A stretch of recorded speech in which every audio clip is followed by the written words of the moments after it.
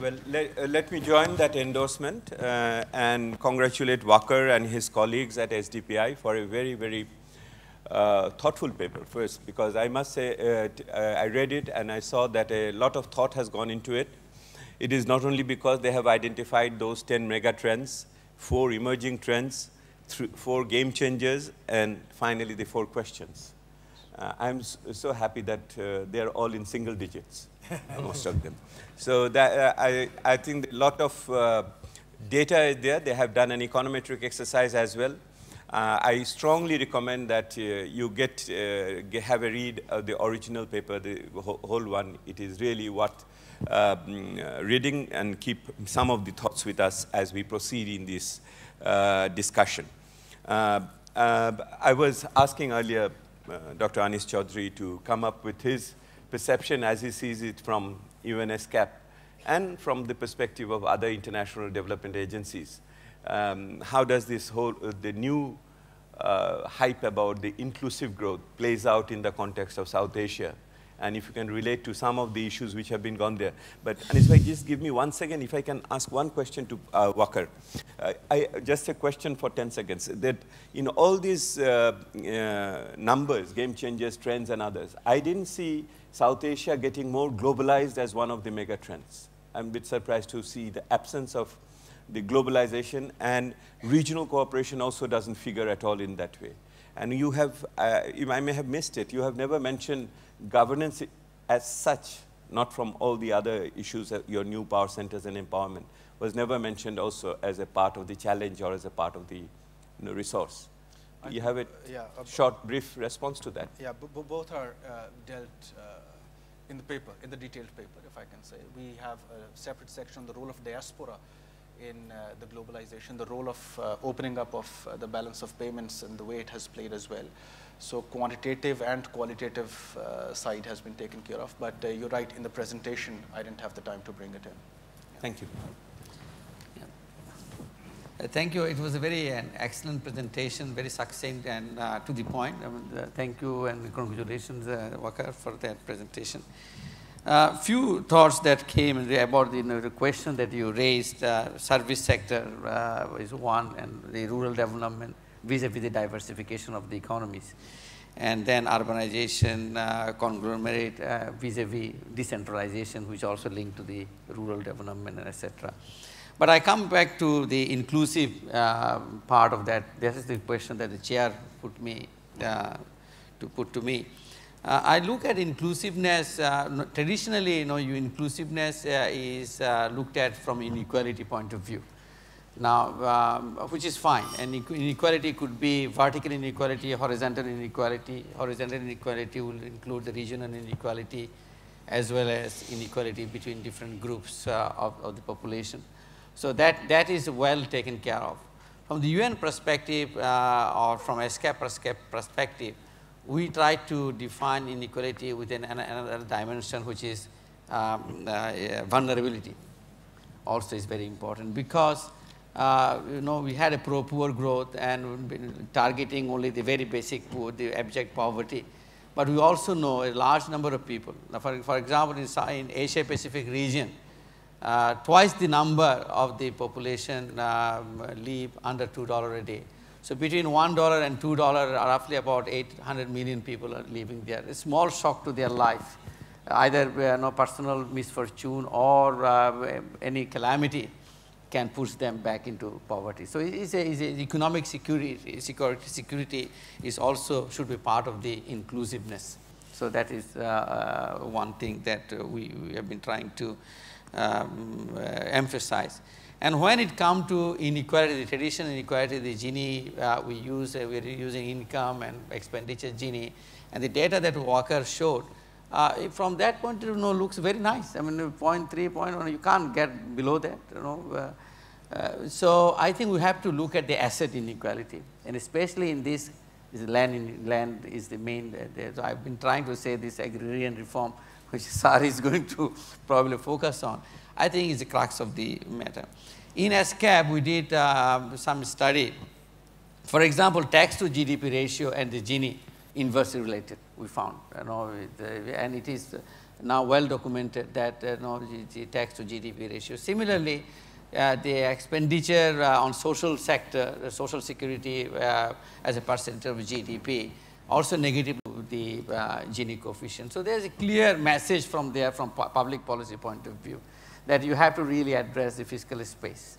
And you showed the fiscal space is very appallingly low, but India is an issue, and I don't know about Pakistan, because a lot of taxes are also collected by the state. So if you combine the state and the federal, it comes to close to 19 to 20%. So I mean, these are accounting problems that we have to settle with. So the fiscal issue is a fundamental here, I suppose, and how we do that. I gave you one example. Also in ESCAP, in our latest survey, that is Economic and Social Survey, we did some very rough calculation of 6 basic elements, a package of 6 basic policies. One is employment guarantee, to some extent like what Indian, the rural employment guarantee, is used as an example, employment guarantee, because if the state can be the last resort to rescue the financial sector, why state should not be also acting as a last resort for employment, the last resort employer. So this is a concept that we want to push, that because in the UN, the article number 55 says full employment should be the goal of the economic policies. And if you look at the IMF, the article number 1, the purpose of IMF is to support the member states to achieve high level of employment. So it's not inflation, not budget deficit, it's to help. This is the purpose of IMF.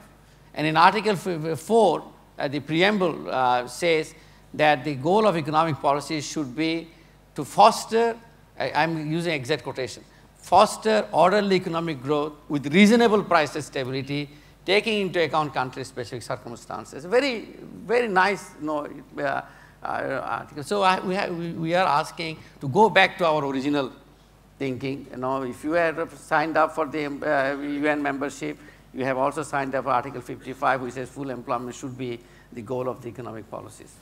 Okay. So 1 minute more. Yes. So that okay. That 6 package also includes social protection, income support for the elderly as well as for the disabled persons with disability, and education for all up to the secondary level, and also health for all, that is WHO definition.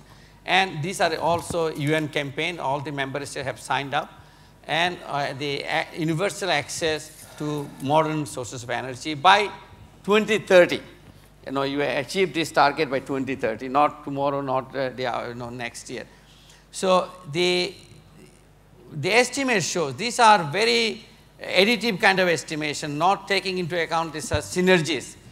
8 to 10% of GDP will be required to fulfill the very basic responsibility of this state, if you want to call it a social compact.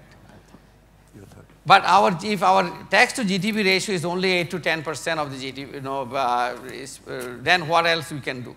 So addressing the fiscal issue, the revenue is the fundamental. I will stop here for the moment. Thank you, Anis bhai, for that. I think the House has got those 3 important points you highlighted. One, of course, is the issue of the multidimensionality of inclusiveness, going beyond income. And you brought in the issue of economic security and also the property right issues along with that. The second point you hammered is the relevance of fiscal policy in terms of policy interventions and including both the domestic resource mobilization and also the expenditure side. And the third part is that going back to the fundamentals of policy making full employment as the objective, generic objective, along with social protection. I think those were all very good points in that way. I remember that it is said that all the ancient civilization has gone down for numerous reasons, but Rome definitely went down because of disparity of fortunes. That is the historian's view about it, and that's what you are trying to mend. Now, you have referred to Professor Sobhan, and Professor Sobhan has recently been talking quite a lot about the structural injustices, which possibly takes a broader view about the inclusiveness and often quite challenging the ongoing traditional thoughts. So you have the floor for Thank you. Well, so maximum 7 minutes. I'd like to compliment Vaqar and his colleagues. I think they have put a lot of information on the table, and they have addressed, as I said, some of the trends. But looking at the paper and looking at it in terms of how you would respond to the trends, which would lead us towards addressing issues of exclusion and to promote a more inclusive system, I think the discussion needs to be taken forward from there, and that's basically what I will focus on. Now, there is a big discourse going on inclusion, and much of it, which has made an appearance in the Cameron Committee report on the MDGs, is basically focused on the social protection component of inclusion, that essentially the poor are being excluded from the benefits of growth, so there should be state-supported budgetary interventions in a variety of areas, which would in fact enhance their sharing in the benefits of the growth process. Now, I'm all for that, and as long as you don't have better arrangement, we are responsible, and now legally responsible in the case of India, where rights-based approaches to inclusion have been put on the table for employment, food, and education. However, my quick point of departure here is that we are still addressing only the symptoms of the problem, and we haven't really got down, even within the framework of the MDGs, about going to the sources of exclusion, which derive from the unjust nature of the societies we have created and continue to recreate, not just in South Asia, but around the world. And the basic elements of this exclusion arise from the unjust access to productive assets, the inequitable functioning of markets, the inequitable access to opportunities for human development, the undemocratic nature of our governance systems, and now, of course, the unjust processes of globalization, which should be taken into account. So let me quickly come up with a set of ideas as to, if you want to address these aspects of exclusion, what might be the appropriate interventions. Now, obviously, as far as assets are concerned, I mean, it is common sense that if you, in fact, want people of limited means to participate in the growth process, they have to have access to assets which will enable them to participate in the economy. It is a superior version to just sort of giving them food or just giving them sort of income transfers. Essentially, they want to participate, and we are not letting them participate. Now, we have credit markets which have failed to deliver credit, so microcredit has come into the agenda because of market failures in the financial sector. However, we want to go further than that. Anis has, of course, mentioned the notion of bringing back agrarian reform onto the table, but not just agrarian reform in terms of the old model of, you might say, land redistribution above ceilings, but a much more 21st century oriented concept of land, where you in fact give people instruments of production associated with getting access to land, and then you associate them with the value addition processes which come from, in fact, actually getting access to land. I have argued in a number of different places that land, for instance, should be treated as the equity of the poor, that as and when any development interventions take place, whether in terms of agriculture or whether in terms of infrastructure development, whatever land displacement takes place, those who own the land should be given an equity stake in that project, so that for all time to come, they would be able to share in the value added from that particular development process. Now, again, there are a number of other areas over here in terms of markets. I mean, poor participate in markets at the lowest end of the market. Now, I'm surprised that all the market-oriented people over here never really address the unequal functioning of markets. Now, let me give you at least 4 suggestions about how markets could be made more equitable. One, you have to address the problem of collective action, that you participate as an individual, that you are most vulnerable. If in fact you want the poor to get equitable access, you want to aggregate their capacity so that they can intervene, on more equitable terms. The model that I have before me is SEVA, which brought together in various areas hundreds of thousands of the poorest of the poor. By aggregating them and getting them to enter market at higher tiers, it in fact enhanced their returns. The second is participating in value addition. Microcredit gives you a cow, but a cow's milk is sold to the local milkman where you get a pittance. So the relevant intervention that comes to my mind is Amul, where first you have collective action and then you associate the milk producer with value addition, so that Amul has now become India's largest agro-processing enterprise, 2 million members, turnover now which exceeds $1 billion. So this is where the poor participate in the highest tiers of value addition and get the full benefits acting together. The third is aggregation in terms of the small. Lijjat, pauper comes to mind, 40,000 poor women who have come together to make paupers in their homes, but who are getting all the benefits of aggregation through collective action, where a joint enterprise enables them to market, to access credit, to in fact prepare intermediate inputs, to in fact do the packaging. A variety of ideas. Akmal, in fact, has put together, Akmal Hussain, a number of very good ideas about aggregation of small enterprise in the Pakistan context. So 1 minute.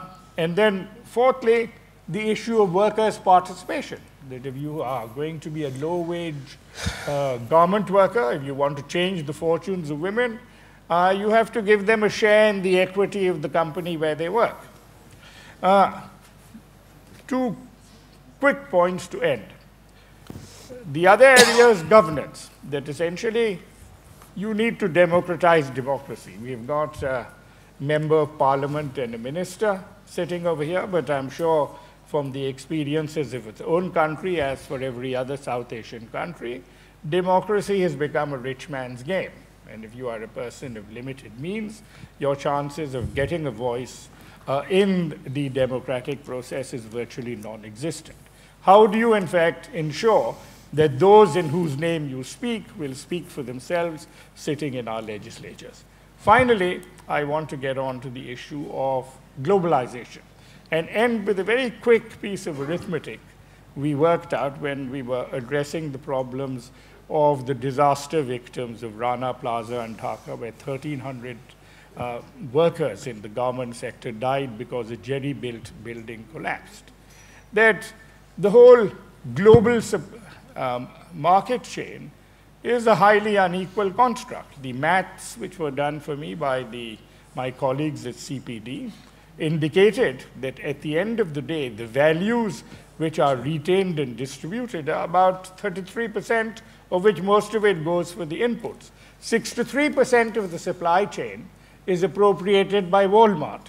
Now, all of us sitting over here, as well as international bleeding heart constituencies, should all come together and say, why is this 63% which ends up in the $30 shirts in Walmart going? Unless we disaggregate that, readdress the distributive regime underlying that, you're going to have a built-in structural inequity in the heart of the globalization system. Sir. Thank you. Thank you very much.